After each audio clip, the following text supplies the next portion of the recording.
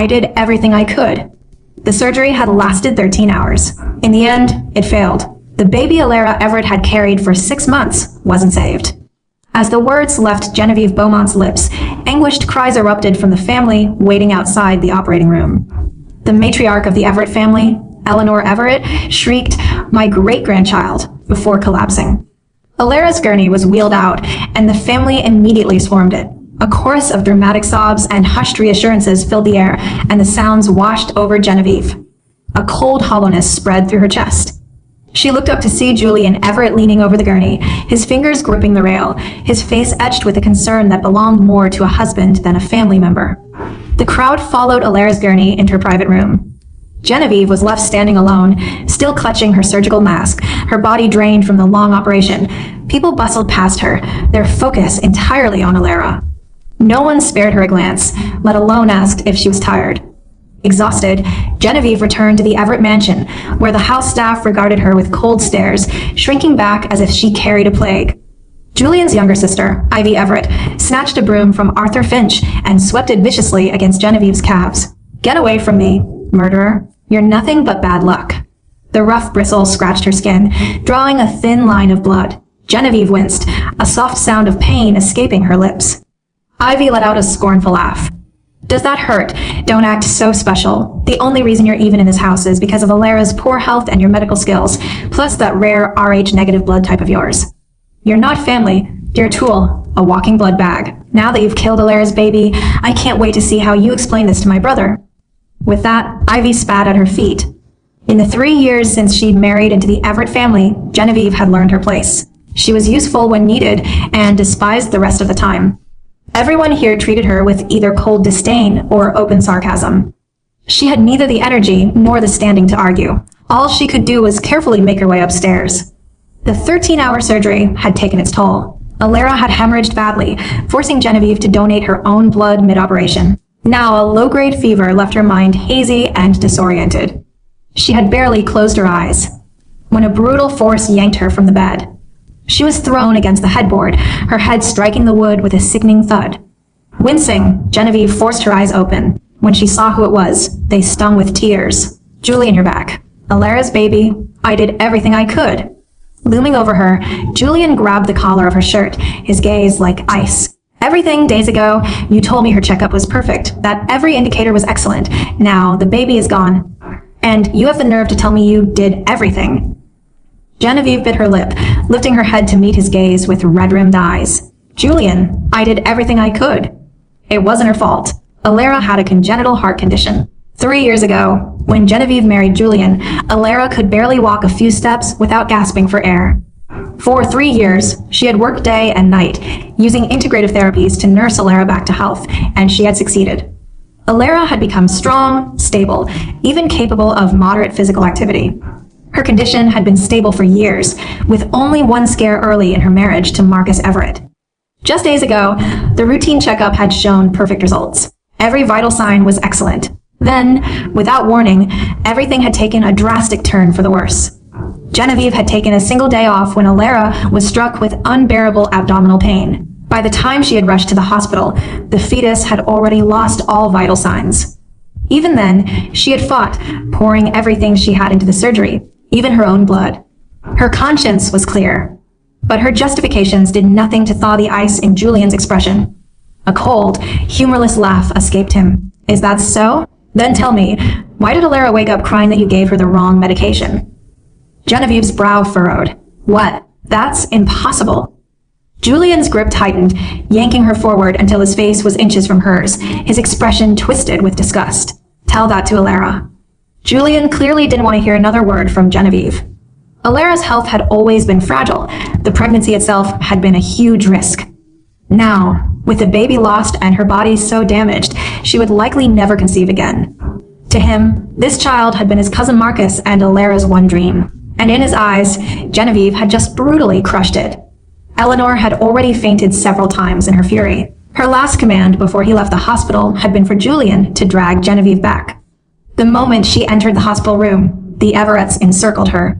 Someone she didn't see who shoved her hard from behind.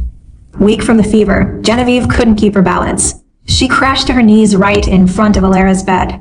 She tried to push herself up, only to be kicked from behind again. A surge of fury and disbelief shot through her. She whipped her head around and found herself staring up into Julian's chillingly indifferent eyes. She froze. Julian knew.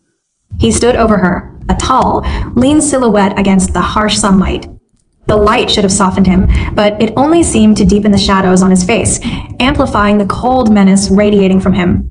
His lips were pressed into a thin, hard line. He stared down at her with complete revulsion, his gaze so flat and empty it was as if he were looking at an object, not a person. In that moment, Genevieve understood. 3 years. 3 years of dedicating herself to Alara's health, hoping her sacrifice might finally move Julian's heart. It had all been a complete joke. Murder.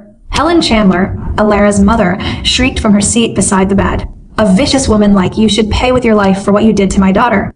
She punctuated the accusation by hurling her teacup to the floor. Shards of porcelain flew, one of them slicing the back of Genevieve's hand. And there was Alara, sobbing in her mother's arms, her cries so wrenching she looked as if she might faint from grief.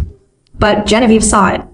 For just a second, as Alara hid her face against her mother's shoulder, her eyes met Genevieve's. They glinted with malicious triumph, and a cruel, venomous smile touched her lips before disappearing. Julian, I did everything I could, Genevieve pleaded, her voice cracking. I don't know why the fetal heartbeat stopped. Just give me some time and I'll investigate this and find the truth. She struggled unsteadily to her feet, bracing her hands on her knees, desperately trying to reason with them. But her words were drowned out by Alara's renewed wails. Covering her face, her shoulders shaking with unbearable agony, she began to sob out her accusations. Oh, Genevieve, how can you say that?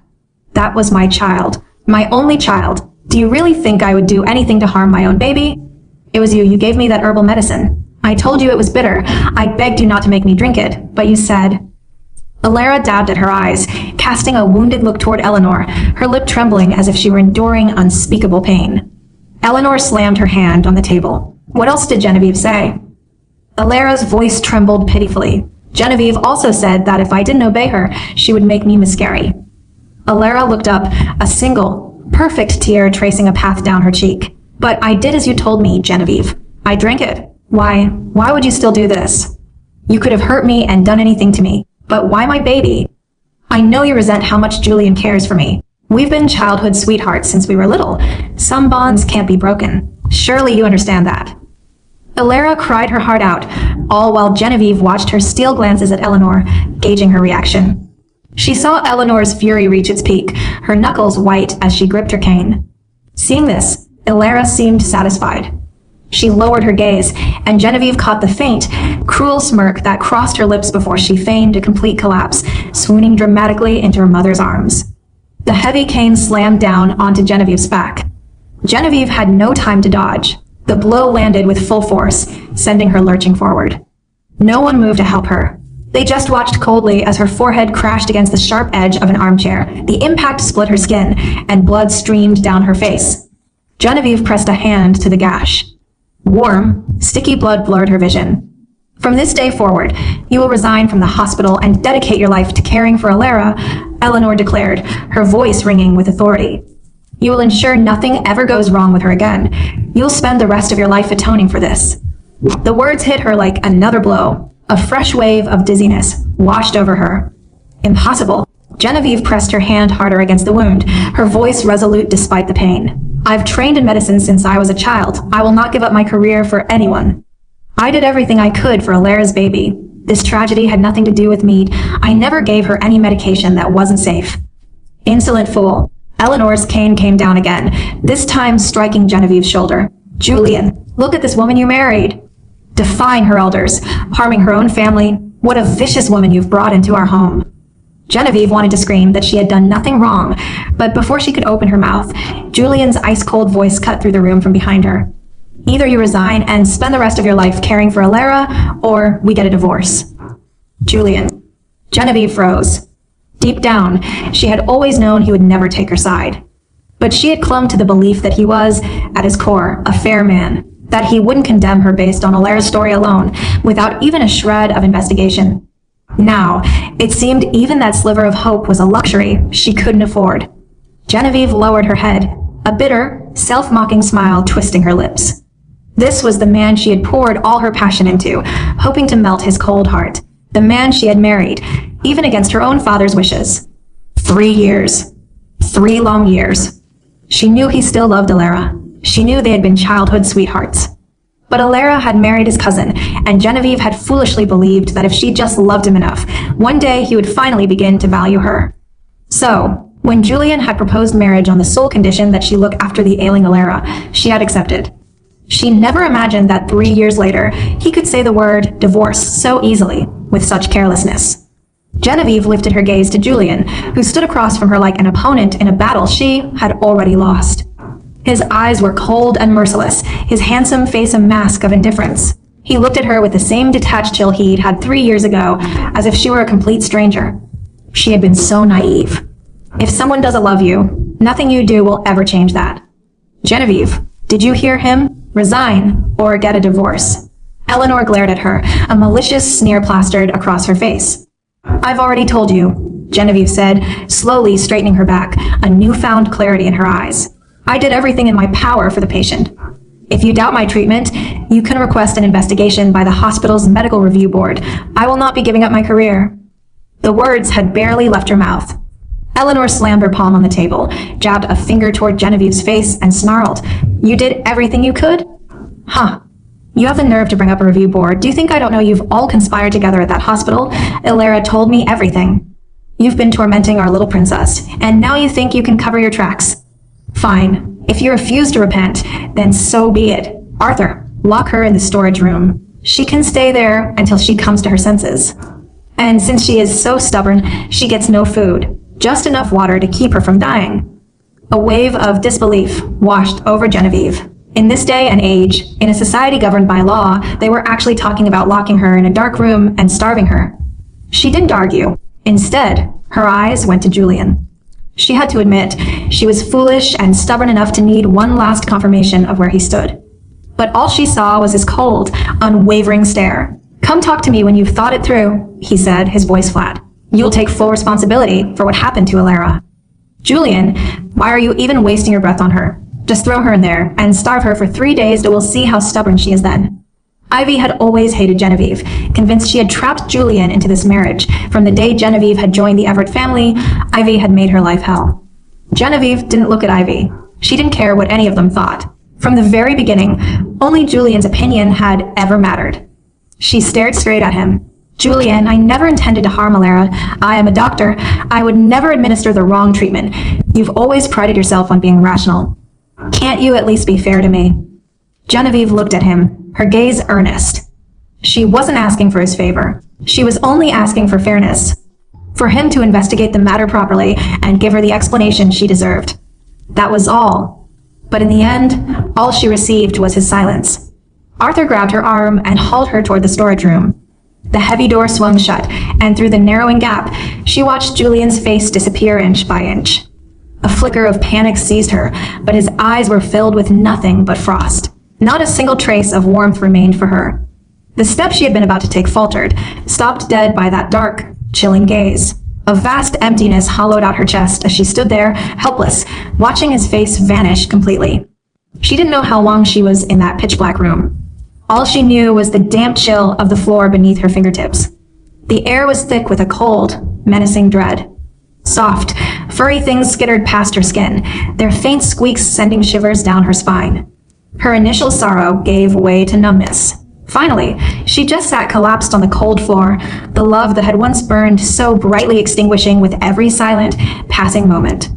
In that lightless space, she lost all sense of time. Finally, a heavy door creaked open, and a harsh blade of sunlight stabbed into the darkness. Julian stood silhouetted in the light. Ready to admit you were wrong? He asked coldly. His unspoken words hung in the air. If she should go to the hospital and take care of Alara. That last, tiny ember of affection she'd held for him was snuffed out.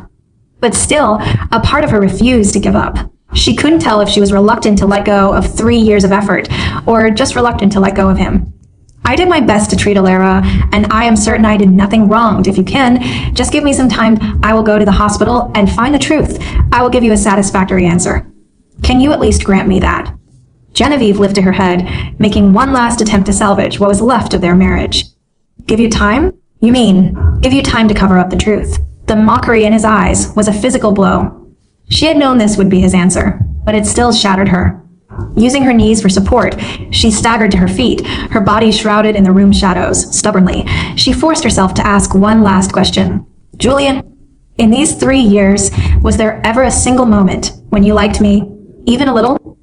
Julian froze for a second before a dry laugh escaped his lips. The sheer ridicule in that sound was all the answer she needed. That laugh struck her like a slap, a brutal reminder of her own foolishness. Oh, so you never did, she murmured, her face ashen. Fine. I was a fool for ever thinking you could. Then, a bleak, desolate smile touched her lips. Let's get a divorce. Julian's expression froze. His brow furrowed as he stared at her, his eyes cold and sharp. He had been certain that a night in this room would break her, that she would compromise, fall in line, and resign from her position, just as she always had. He never, ever expected to hear the word divorce from her. Unbelievable. She was still so stubborn. Genevieve watched the shock on his face and let out a soft, self-deprecating laugh. She had always been so obedient. No wonder he looked so stunned now that she had finally found her spine. She took a deep breath, and while he was still reeling, she said it again, her voice clear and firm. Julian, we're getting a divorce. With that, Genevieve lifted her foot and stepped over the threshold. She walked slowly, the low-grade fever from the day before had worsened in the damp chill, and her back ached from the cane strikes. She could almost still feel the phantom sensation of tiny creatures crawling over her skin. But even so, her steps did not waver. She was leaving this place, leaving the Everett family, and leaving the marriage she had once believed would last a lifetime. Genevieve left the Everett estate without a single bag. Behind her, the household staff were already muttering. Says she wants a divorce, but she didn't even take her things. She's just playing hard to get. If she's going to put on a show, at least make it look convincing. Exactly. Acting all high and mighty, but she only married Julian for his money. I heard they haven't even slept together this whole time. Good. A scheming woman like her doesn't deserve Julian, but I bet you anything she won't actually go through with a divorce. I don't think she'll either. Head of OB/GYN. How much can a job like that possibly pay? It's all for show. She'll end up quitting her job and coming back to look after Alara. All talk. Let's see if she actually does it. Their jeers grew fainter as she walked away. The words faded behind her, dissolving into the cool morning air. She felt terrible. The prolonged fever had left her weak, her body aching. After years as a doctor, she knew her body had reached its absolute limit. She waited for a taxi, swaying on her feet as she struggled to stay upright. Without warning, a sudden gust of cold air hit her as a black car sped past, its side mirror nearly clipping her shoulder. She stumbled back a moment too late. As she looked up, she caught a glimpse of Julian's sharp profile through the tinted window. The window slid shut, blocking her view. After a stunned pause, a bitter, heartbroken smile touched her lips. 3 years of devotion, and he treated her like an enemy. What a fool she'd been. As the car turned the corner, the driver glanced in the rearview mirror at the woman swaying in the distance. Mr. Everett, your wife doesn't look well. If she collapses in front of the gate, it could make for some ugly headlines. Julian's eyes, which had been closed, slowly opened. His gaze was like ice. She's the reason Alara lost her baby. Death would be too good for her. Out of Julian's sight, a sly smile crept onto the driver's face. Then, in a steady voice, he answered, "Yes, sir." The next moment, the car merged into traffic. Under the blazing sun, Genevieve swayed, dehydrated, her lips cracked and dry. She fought to stay conscious, shaking her head, but the dizziness only worsened and she stumbled. Her heart hammered against her ribs. She clutched her chest, gasping for air. When she looked up, the world spun violently. In that instant, her body felt strangely light, like a dead leaf drifting from a nearby tree. Through her blurring vision, she saw a man's sharp, stern face. Something familiar. She tried to force her eyes open, but she was too exhausted. As her eyes closed, she heard a voice call out, "Genevieve." Chloe Walsh, Genevieve's student, got the call and rushed to the hospital. By the time she arrived, Genevieve was already unconscious. Her face was deathly pale. She was shivering uncontrollably, her forehead slick with sweat. She looked as if she were at death's door. Her colleagues from the OB/GYN department gathered around. Alistair Finch, the hospital director, took one look at Genevieve lying lifeless on the bed, his voice a mixture of anguish and anger. She donated all that blood, kept working through surgeries, and when she got sick, she had to take a taxi by herself and collapsed at our front door. The Everetts have gone too far. Jessica Vance, the head nurse, was practically vibrating with rage. She pointed toward Alara's hospital room and seethed. Do the Everetts have no shame? How can they torment our department head like this? Just because they're rich? Her co-workers wheeled her into the ward, their faces tight with outrage. Genevieve's fever raged through the night. When she finally woke, weak and drained, she leaned heavily against the headboard.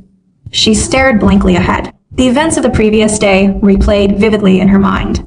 Her eyes reddened at the memories 3 years of her youth wasted. The man who had once been like an older brother to her, a source of warmth on so many lonely nights, was now the one causing her the most pain. She drew her knees up, wrapped her arms around them, and wept silently. She had believed love would be returned with love. She had believed that if she tried hard enough, was obedient enough, even the iciest heart would melt. Such a naive way of thinking. It had nearly destroyed her. No wonder everyone called her foolish. She realized now that foolish didn't even begin to cover it. When she woke again, daylight was breaking outside. Her clothes were soaked in a cold, uncomfortable sweat. She changed, and just then Chloe came in with some of her colleagues from the department. Chloe was carrying a warm breakfast. Genevieve, you're awake. Chloe pressed a hand to her chest, exhaling loudly. You scared the hell out of me. I thought I was going to lose you. Genevieve found that a bit dramatic, but gave a faint smile. I'm fine. Laura Sutton, another OB/GYN, said with fierce loyalty, Dr. Beaumont, just rest. We'll rotate to cover all your patients. Don't worry about a thing. We've got your back. Ever since Genevieve joined Grace Haven Medical Center, the cardiac surgery department's performance had shot up. Then, because Alara became pregnant, Genevieve had transferred to become head of OB/GYN. When she first arrived as an outsider to head the department, no one was happy about it, especially the senior staffers. But it only took a few of her surgeries to win them over completely. Under Genevieve's leadership, the OB/GYN department at Grace Haven became one of the best back home within months, with a surgical success rate of 99%. Everyone held her in deep respect. After Laura spoke, the other coworkers nodded in agreement. Genevieve nodded and sent them all back to their posts, then turned to Chloe at her bedside. Where's my phone? Chloe immediately looked wary. Oh no, don't tell me you're going to call Julian again. You're not going to go running back to him just so he can give you the cold shoulder, are you? Chloe had seen Julian's car speed past Genevieve, and it had taken everything in her not to scream. Knowing how Genevieve hated hearing anyone speak ill of Julian, Chloe grumbled, if you're going to go crawling back, at least wait until you're healthy. How else are you supposed to be his walking, talking rare blood bank? A walking rare blood bank. Genevieve gave another pained, resigned smile. She had to admit, the description wasn't entirely wrong. No, I just want to check the news online. Knowing Alara, the moment she lost the baby, she would milk it for every drop of sympathy. Then she'd cry crocodile tears to the Everetts, blaming Genevieve for being irresponsible. And since Alara had accused her of tampering with the medication yesterday, there was no way she'd stop at just telling the Everetts. She remembered how sweetly Alara used to call her dear Genevieve, who knew she'd been setting this trap all along. She'd played the part of a wolf in sheep's clothing for 3 years, letting Genevieve wait on her hand and foot. And the moment she was finally healthy, she pulled a stunt like this. The flood of messages on her phone confirmed Genevieve's suspicions. What's the point of looking? Chloe said, exasperated. I told you a long time ago, Alara is bad. She's a master manipulator. You're too straightforward. You never stood a chance. You kept saying she was kind-hearted. Well, look now. The internet is calling you vicious and scheming. And Julian is a complete idiot. Some CEO. If that's all it takes to run a company, then anyone could do it. Genevieve said nothing, just stared down at her phone. The flood of news didn't mention Julian or the Everett family. Every article targeted her and Grace Haven Medical Center. For a doctor, reputation was everything. Genevieve could live with her own name being smeared, but not Grace Haven's. It was a cunning, vicious move aimed at cutting her off at the roots. What Alara didn't seem to understand was that the same medical knowledge Genevieve used to save her could just as easily be used to ensure her condition became fatal. Besides, congenital heart disease didn't just disappear because she felt fine. It required careful, long-term management, so there were still people who died from heart disease for a reason. Genevieve found her own devotion ridiculous, but she found Alara's ignorant smugness even more laughable. Chloe, standing nearby, felt a chill run down her spine at that smile. Gee, Genevieve, what's going on with you? It's okay if you're in shock. We can get back at them later. But that smile, you're scaring me a little. Okay, I take it back, just don't be mad. I'll stop calling Julian a jerk, and I won't call Alara a wolf in sheep's clothing anymore, alright? Genevieve looked up and saw Chloe's cautious expression, realizing her own past defensiveness about Julian had given Chloe the wrong idea. Her throat was dry, and every sound was a painful scrape. Still, she spoke slowly and deliberately. Actually, I think you might be right. She finished her water, set the cup down, and lay back down to rest. She left Chloe staring as if she'd been struck by lightning, her face a mask of shock. Chloe stood there, stunned. Genevieve? Had she really just said that? Had she just had a complete change of heart? She'd insulted Julian, and Genevieve had actually agreed with her? Chloe darted to the window and looked out. Yep, the sun had still risen in the east.